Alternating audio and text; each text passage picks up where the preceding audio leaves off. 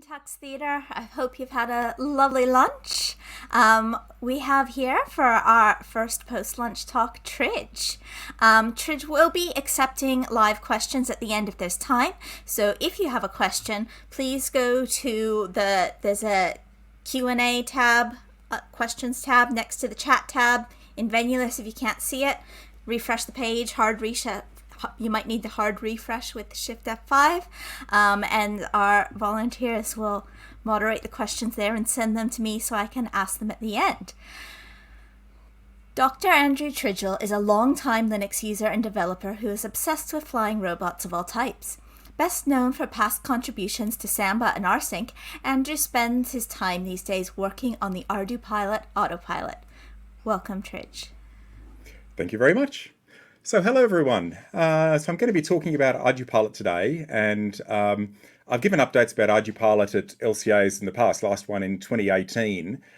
This one a little bit different in that I am focusing on more of the internals of ArduPilot and some of the recent developments. And for those of you who don't know, so ArduPilot is a free and open source autopilot system under GPL v3. And it supports a lot of different vehicle types. And I've put up a little collage there of some of the types of vehicles. You can see sort of, rovers and boats and helicopters and submarines and multicopters and fixed wing and pretty much everything in between. So anything that sort of swims, moves, flies, and can be roboticized, that's what ArduPilot does. So, and I've called the talk A Wonderful Obsession. To give you just an idea what this obsession entails, that's my dining room table. And so that's a Porter octa-quad quad plane sitting on the middle of the dining room table. And my wife and I decided some years ago that if any of our friends that come over for dinner had any problems with, the way we treat our house, then we really don't want them as friends. So this is how we live. So there's lots going on in the world of ArduPilot since I last gave an update, as said in 2018. We've had over 16,000 changes going in at our Git repo. We have had over 400 contributors to the main code base. So I'm going to focus this talk on just a few of the sort of highlight areas that are in my areas of interest. And I'm the systems lead for ArduPilot, so I tend to deal with the low-level RTOS, the low-level libraries, sensor libraries, that type of thing. So the focus is very much going to be on the low level. So if you're expecting a sort of a higher level talk, then one of the other rooms is probably better for you. So ArduPilot now supports over 70 different flight controllers. It's really grown over the last few years. And all sorts of different ones, of different shapes and sizes. And so, there's an example of a little flight controller, a typical one that ArduPilot would support. That's a Maytech H743 Slim, very powerful, tiny flight controller. That's the sort of, typical thing that ArduPilot or things like that ArduPilot supports. But at the moment, there's about 70 different boards that we have. There are at least several 100,000 vehicles flying ArduPilot around the world. In fact, probably more than that. And some manufacturers have adopted ArduPilot for really bulk manufacturing of massive numbers of vehicles that you might go and buy down at Kmart. And so, huge numbers of people using it. The focus in ArduPilot development is mostly on the Shibios RTOS these days. We also support running directly on Linux, and you can see behind me here, there's a black and white plane over my shoulder. That one runs Linux. It's a Parrot Disco, but mostly these days they're running STM32 microcontrollers running Shibios. And Shibios is a really great little RTOS that we've found very suitable. So the particular areas I'm going to look at in this talk is Lua scripting support, the HWDEF board definition system, and the new AP Periph CAN peripheral system for ArduPilot. All right, so jumping into Lua scripting. So this is something that we've started adding a couple of years ago, and it's many free software projects have adopted Lua embedded scripting languages. The scripting language, and it's an incredibly powerful way of extending a project to be a lot more flexible for niche capabilities. And it basically means that you can run a Lua script. You can add a Lua script right into the core of the flight controller. So even if you're running on a tiny little board like this one, you can build into either ROMFS or onto the little micro SD card a script. And that script has access to a huge part of the ARGUPilot internals, allowing you access to both read state and to control the state of the vehicle, which means you can do some very, very rich things in customizing the behavior of ArduPilot. And the motivation for us adding the scripting support twofold. Probably the majority of the boards only have 1 megabyte of flash, and the larger boards like the one I just showed you have 2 megabytes of flash, and we're quickly chewing up that flash with C++ code. And as we add more features, and we get huge numbers of users asking for niche features. So they want some custom fail-safe capability, some custom LED display, custom buzzer, custom flight control, that sort of thing. And if we put all of those features into the core code, then we're just going to run out of flash space.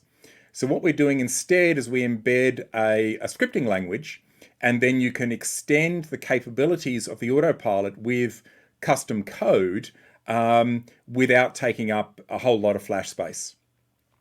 So the scripts can run from either the microSD or from ROMFS. We have a compressed ROMFS file system that, at compile time you embed into the firmware, or you can just copy the scripts onto the microSD, and you can do that using something called MAVFTP, is a MAVLink FTP-like protocol for transferring files over a telemetry link. It runs on all our different HALs, so the HAL Shibios, HAL Linux, and importantly HAL SITL. HAL SITL is our software in the loop simulation HAL. So the HAL is the hardware abstraction layer.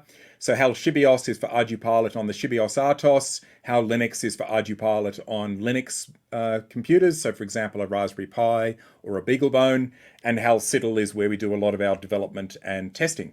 So you can test all of your Lua scripts within a simulation environment. And this scripting basically solves the niche feature problem, which is a problem that a lot of projects get, particularly once they get a larger user base. All right, so let's have a look at a little Lua script example.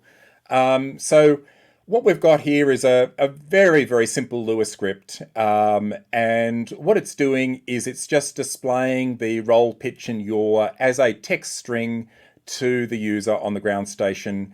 So we've got if you know Lua, of course, this should be very familiar. It's just the standard Lua syntax. It's the normal, Lua scripting language. We have an update function here, and at the bottom of the script, we're saying return update, meaning call the update function. And at the end of the update function, it calls itself. So we're just basically saying that's with a timeout in milliseconds, which means that this update function is going to be running at once per second. And inside the update function, we are querying the AHRS. We have AHRS get roll. The AHRS is the attitude heading reference system inside ArduPilot. That's what manages all the different state estimators.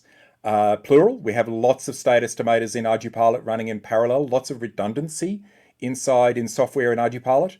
And the AHRS is the umbrella library or object that manages the current roll, pitch, etc. So what we're doing is we're asking for the roll, we're asking for the pitch, we're asking for the yaw, and then we're just sending a message saying angle, roll, and then the roll, pitch, and yaw, and displaying that. And you can see here in one of the ground station interfaces down here, where it then is displaying that on the screen. We're getting that once a second while it's flying. So very, very simple example of how you can use a Lua script to customize your vehicle. So I'll go for show you another few little examples here, and to see how people can actually use this in a much more advanced way. And what I'm going to do is flick across to this little advanced fail-safe example here, which is a slightly more complex script. And this is the sort of thing when particularly commercial companies using ArduPilot want to have custom behavior. And this particular one was for a fairly major vendor that wanted very particular behavior in their vehicle for when the engine died. And they wanted an engine monitoring subsystem which monitored the flight and looked at the distance from homes. This is for beyond visual range flight, when you're flying at very long ranges. This particular vehicle they were flying on is capable of flying for 10 hours at around 100 kilometers an hour, which is, can go 1,000 kilometers. And so you can really be quite a long way away when something goes wrong. And if it's got, in this particular case, it's got 4 vertical engines for hovering, and then it's got 1 forward engine for forward propulsion. And if it loses that forward engine, you can monitor that. It's got the ability to restart the engine if it needs to. And of course, it will try and restart the forward engine with the electric starter if it can. But if there's something gone badly wrong, then it has to start making a decision as to what it does.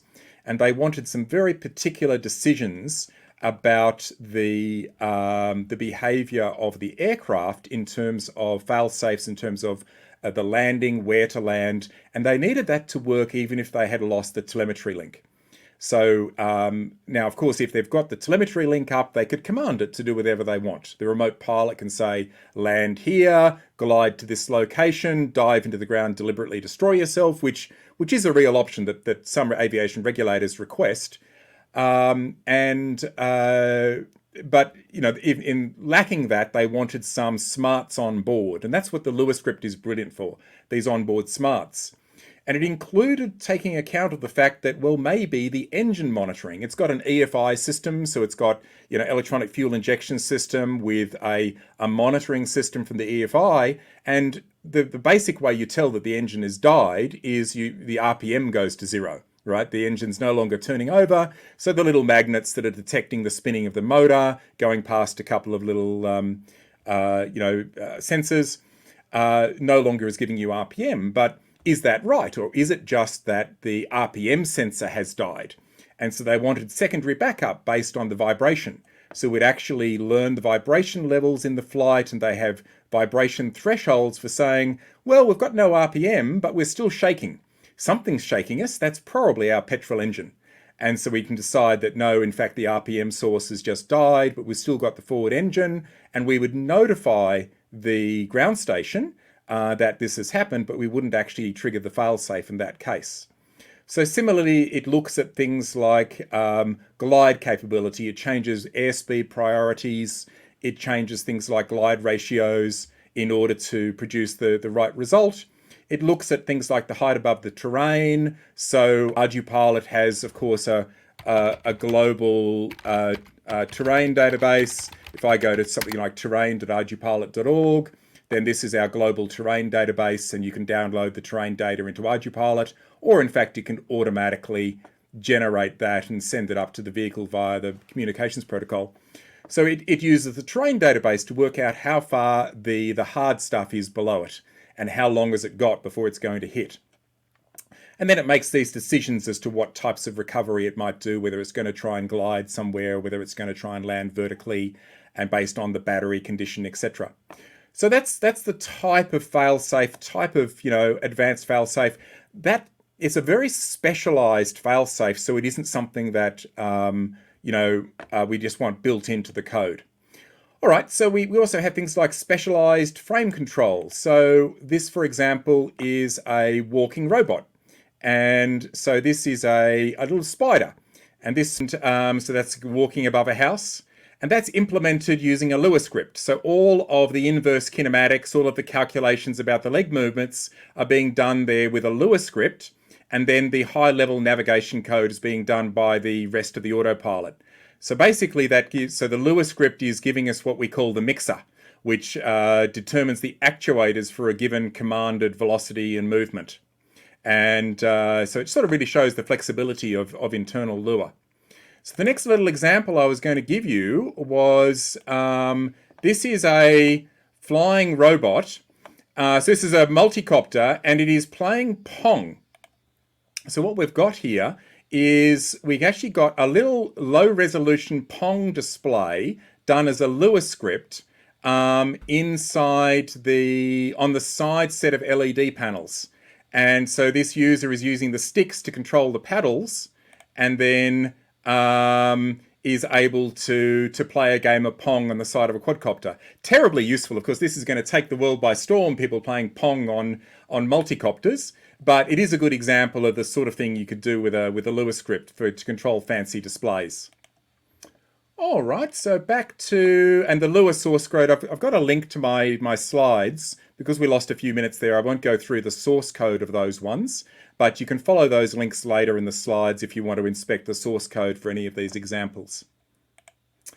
Okay, so the next part of the talk I'm going to talk about is hardware definitions rapid porting. So basically this is solving the problem that porting to a new flight controller used to be hard in ArduPilot. It used to require writing hundreds, if not thousands, of lines of C and C++ code, header files, etc.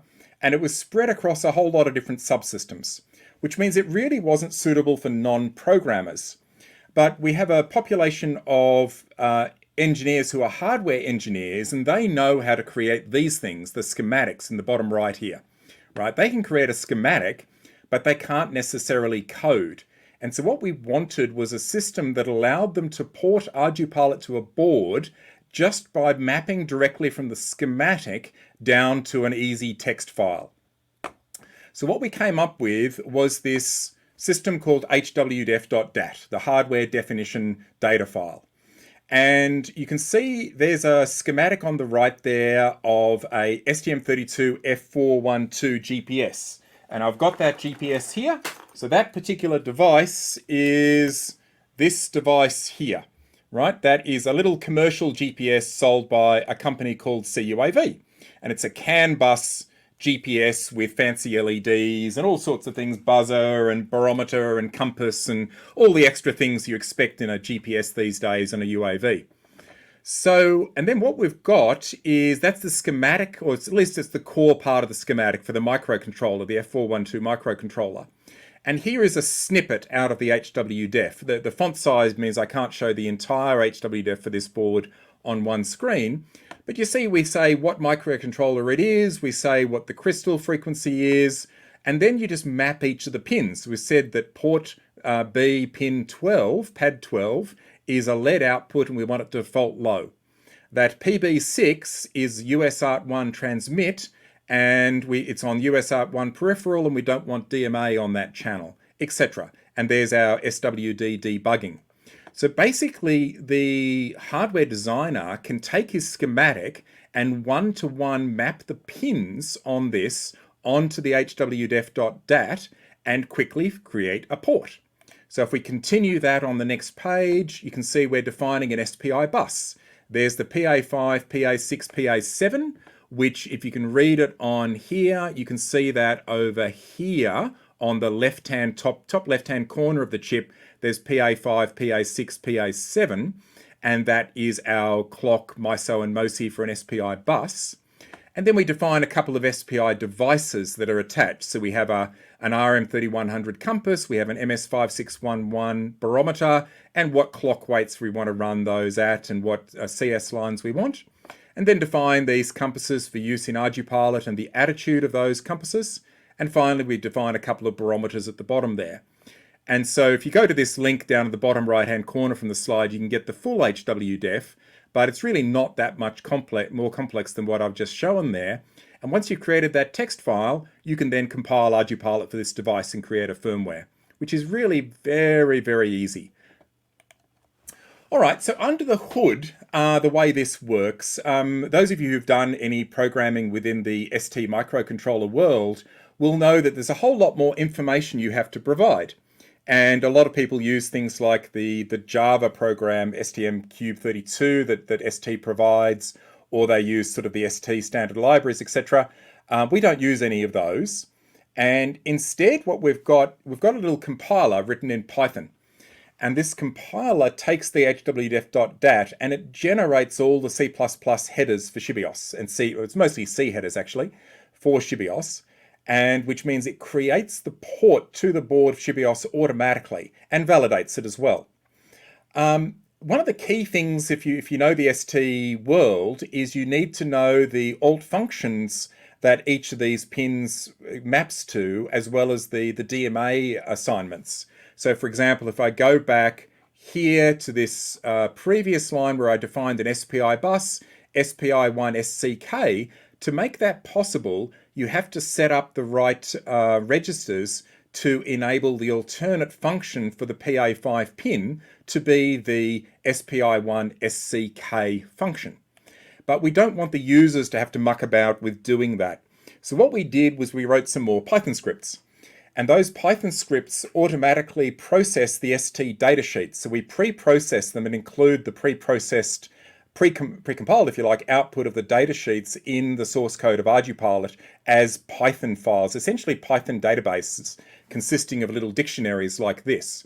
And here's a snippet out of those for the STM32F405 chipset.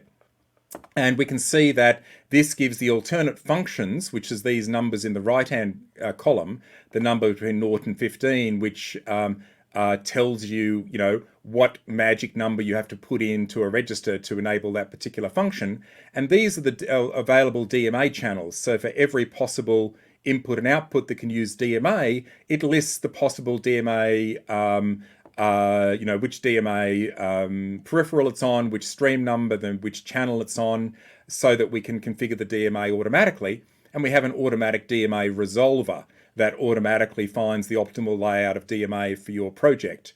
And that really takes away a lot of the pain of porting to the microcontroller. And it also understands our DMA sharing system. In ArduPilot, we can share DMA between peripherals with the DMA locking and sharing system, and it arranges things so that it knows what DMA sharing is possible and not possible, and arranges things automatically.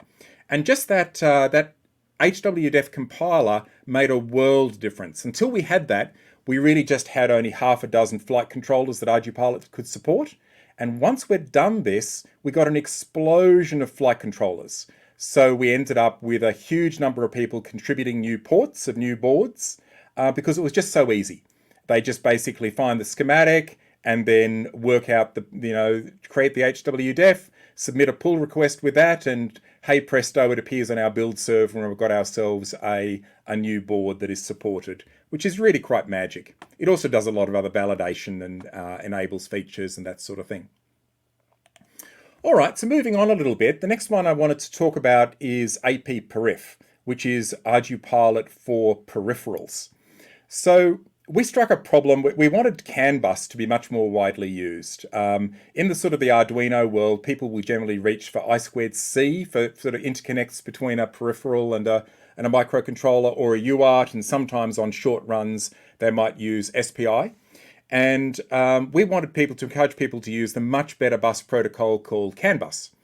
And so we've supported CAN bus for 5 years, but we had a chicken and egg problem where we had very slow adoption of CAN bus, and it's basically because the hardware makers didn't really want to invest the time to create hardware that does CAN bus until there was software available to utilize it, and software developers wouldn't work on it until there was hardware. And the hardware makers often didn't have software engineers on their payroll to be able to create and work on the software. So we basically had a logjam where almost nothing happened in the world of CAN bus for years. There was a few devices, but really only very high-end vehicles used it.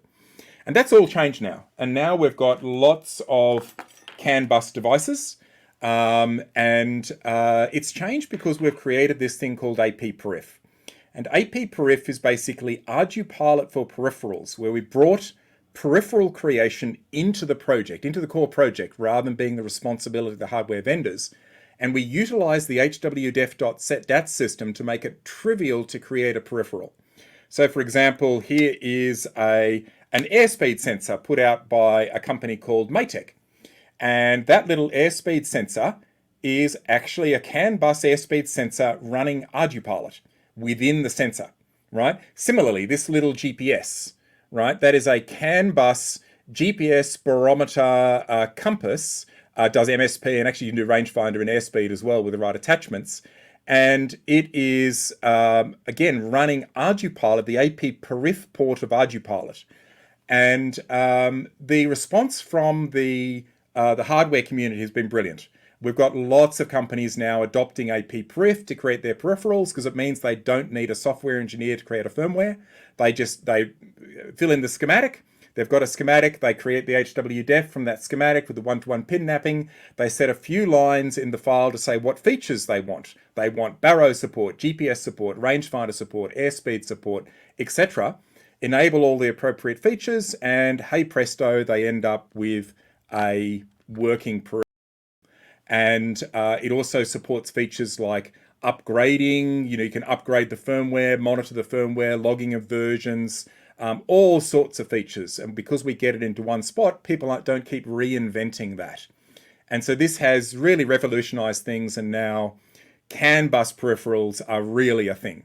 A lot of people starting to use them, which is great because, running 2-meter long I2C cables in a noisy environment where you've got an internal combustion engine injecting noise into the cable, as any EE will tell you, that's a really bad idea. And that's what people were doing before, right? Running really long I2C cables. And we would prefer to get people away from that. All right, so this is a selection of some peripherals at the bottom here. We support F1, F3, F4, F7 and H7 microcontrollers. Just about to add G4 shortly in there as well. Lots of different sensor types we support, ADSB, airspeed, ESC, servos, LEDs, buzzers, etc. And it just utilizes our mature ArduPilot sensor libraries, which were already running on the flight controller, and it basically squeezes those down to fit on these tiny, tiny peripherals. And we end up with AP Periph. All right, so moving on a little bit, I was going to talk a bit about how we monitor the code and ensure that it's reliable. And this is something that really plagues a lot of AudreyPilot projects. And the basic problem is that crash logs are very real in AudreyPilots. And when you have a crash log, it usually means it's like that picture on the right there where there's not much left of the aircraft. And so, something's gone wrong and little pieces of aircraft are strewn everywhere. So you really want to find out what happened to make sure it doesn't happen again. And there could be all sorts of reasons why it went wrong. There might have been, a critical single point of failure in the aircraft, like, single elevator servo and a fixed wing, and really you didn't have a chance. Or it might be that there was a software bug. And my particular interest is in squashing software bugs. I want to make ArduPilot as reliable as we possibly can. So one of the things that we've worked on over the last couple of years is Watchdog Support. So the STM32 family of microcontrollers, like most microcontrollers, support something called an independent watchdog. And this is like a little coprocessor, if you like. It's a little bit of silicon that monitors the health of the microcontroller. And if you have to pat the dog, you have a watchdog sitting there that's monitoring the system, and you have a health function. And the health function has to go and pat the dog on the head every so many milliseconds or seconds or whatever you configure it for. And if you stop patting the dog, the microcontroller will reboot. But when it reboots, it sets some bits to say that it did a watchdog reset. And so that means if there's any sort of a lockup, for example, a hard fault or a loop that doesn't complete, or a software bug, a hardware bug, whatever, the watchdog, because of its independence from the main microcontroller, it is very likely to trigger. And when it does, what we do is we save information in a bunch of the RTC backup registers during the flight. We're constantly pushing critical data like the attitude of the vehicle into those backup registers, which means for some types of aircraft, after we watchdog, it can actually keep flying.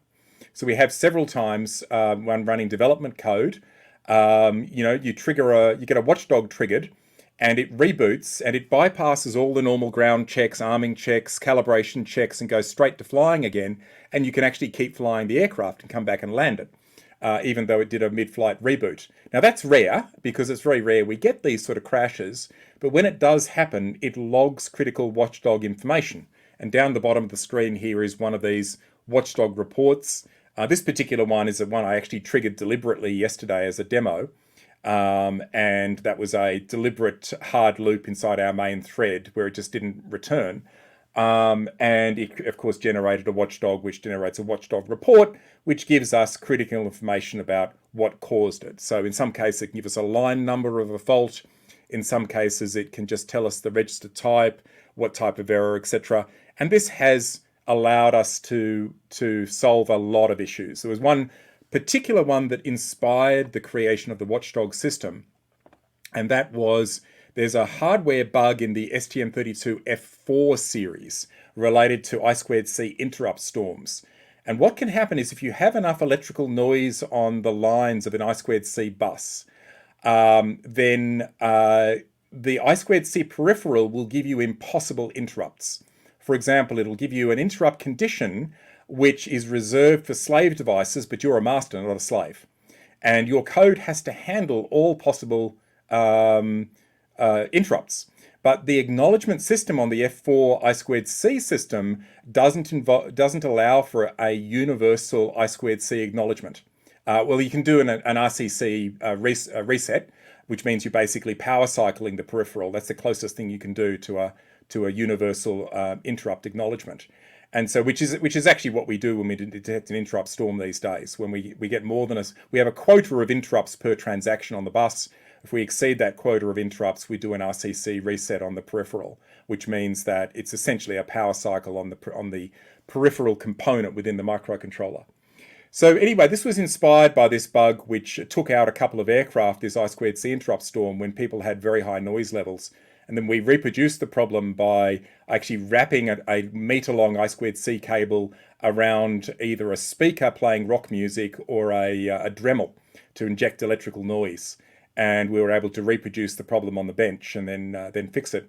But the hardware watchdogs have been incredibly valuable because they can tell us exactly what's going on and what interrupt conditions were present at the time when the CPU auto rebooted. So the next feature I talk about is the AP file system, which is like the VFS layer for ArduPilot. So this is the equivalent of /sys or /proc in Linux. But this is implemented as an abstract layer on top of all of our HALs. So it works on Linux, it works on Shibios, it works in Citadel, etc. And you can see in the bottom right corner here sort of what it looks like. Here I'm querying the threads that are running within ArduPilot. And we can see, all of the interrupt service routines, the amount of stack available in each one, and each of the threads down the bottom here, where the stack pointer is, what priority, real-time priority it's running at, etc. So this basically gives us a way of fetching internal information about the system. And so we have this, we've got a very easy API for developers to add new information and export it via this sys file system. And that means that, of course, developers do it. So we've got interfaces for querying into, for example, CAN bus databases or threads and task scheduling information, all sorts of memory information, etc., DMA contention, that sort of thing. And all of that available via this sys interface.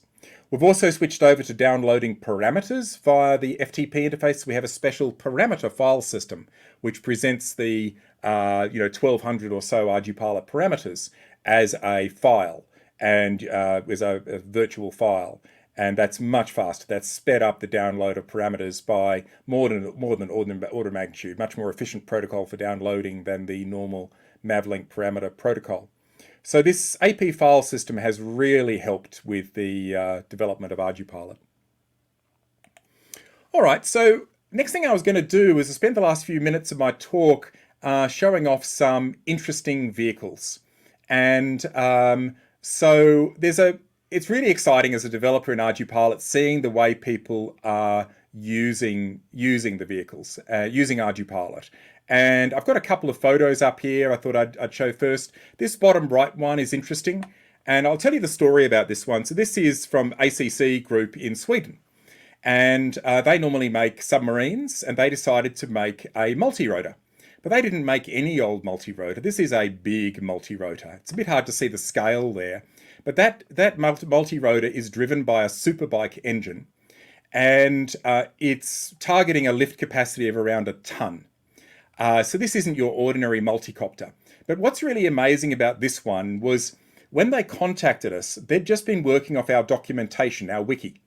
And they had managed to build and fly quite a few flights, dozens of flights on this aircraft without ever talking to any of the developers, just purely working off the ArduPilot documentation and building a multi-rotor capable of lifting a tonne.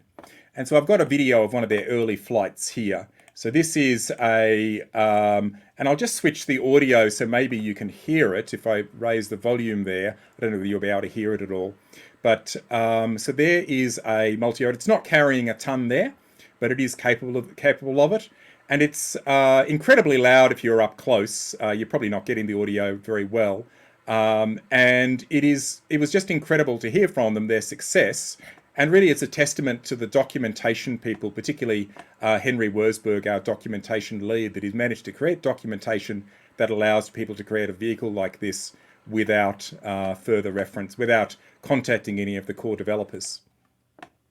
So this one up here, the sailing boat up here, which is this Solo, it's this is the ocean-going sailing boat. So these are the Oceus vehicles, and these ones you might have seen sort of newspaper things about them. They've been on the ABC News, and I'm trying to find the actual nice little video of it being, yeah, there it is sailing in a 8 to 10 knot wind there.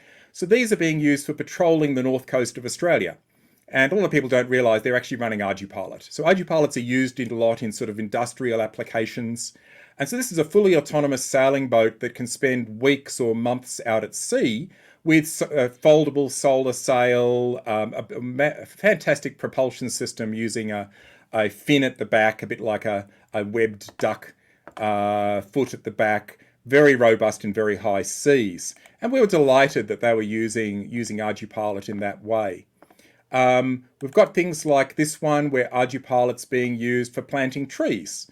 So this is planting huge numbers of trees. So really delighted to see projects using this type of thing for, reforestation. Fantastic use case for ArduPilot. So simulation stuff. So this is the Race Griffin quadplane.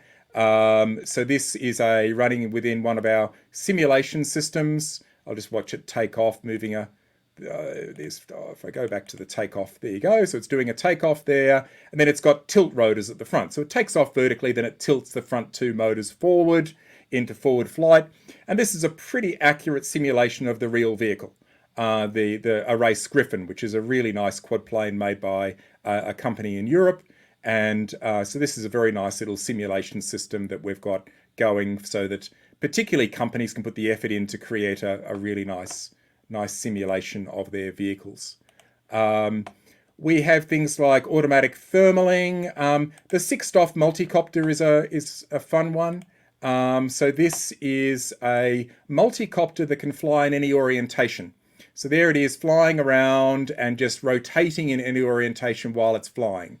So that's running ArduPilot, and it's created by Pete Hall in the UK. Great little project and really a lot of fun. Really just for fun, the practical side of it, a bit of a stretch to find the practical use cases for this, but it is a lot of fun creating a vehicle like that.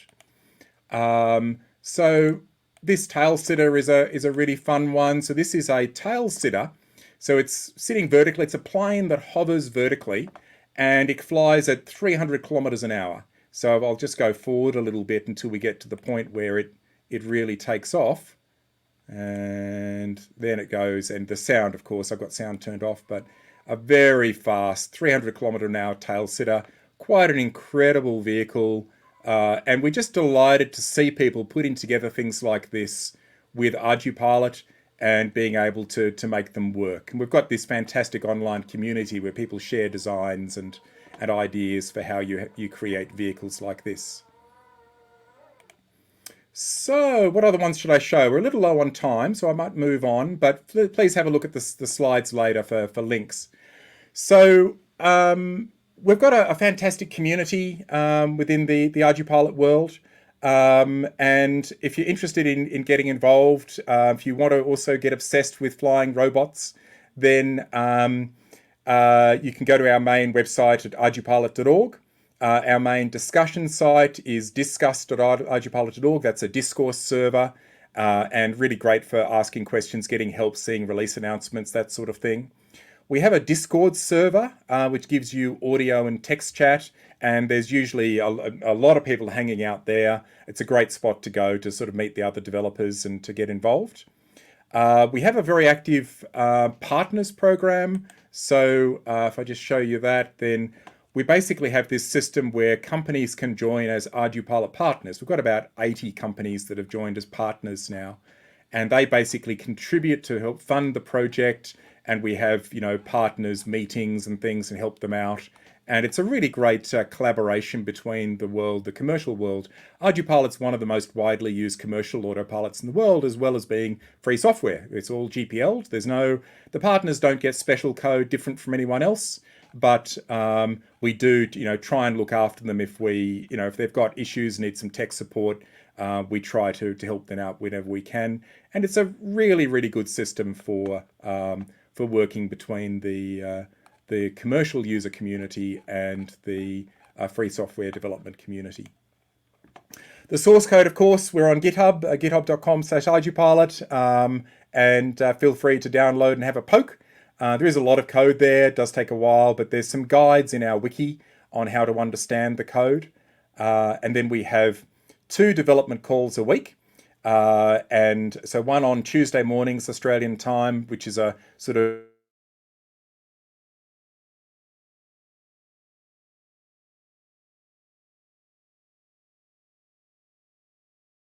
Let me just switch. Okay, I just lost internet access there for a second, so I'm just back on a backup. I don't know if people can hear me. Hopefully you can. Hopefully the streaming audio system withstood that outage.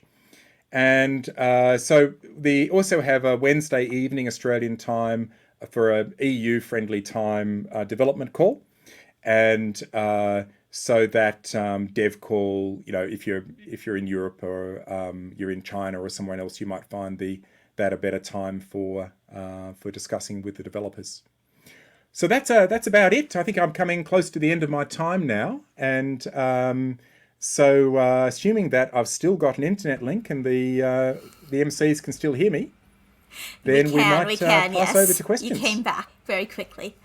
Thank you so much for that super exciting talk. It is always fun to watch robots and hear about robots and all of the fun things there.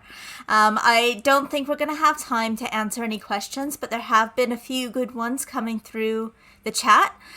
So everyone, if you would like to head over to the Tux Theatre post-talk Q&A chat channel, if you haven't found it before, look in the left-hand sidebar there in venue list where you're watching and find the Browse All Channels button or the little compass button and look for Tux Theatre post-talk Q&A, or you might be able to find Tridge in the hallway track I'll be channel in the hallway at some during all the other time. breaks. Okay, Yep. So thank you again very much, Andrew Tridgell, for your wonderful talk. Thank you, everyone. Right. Goodbye.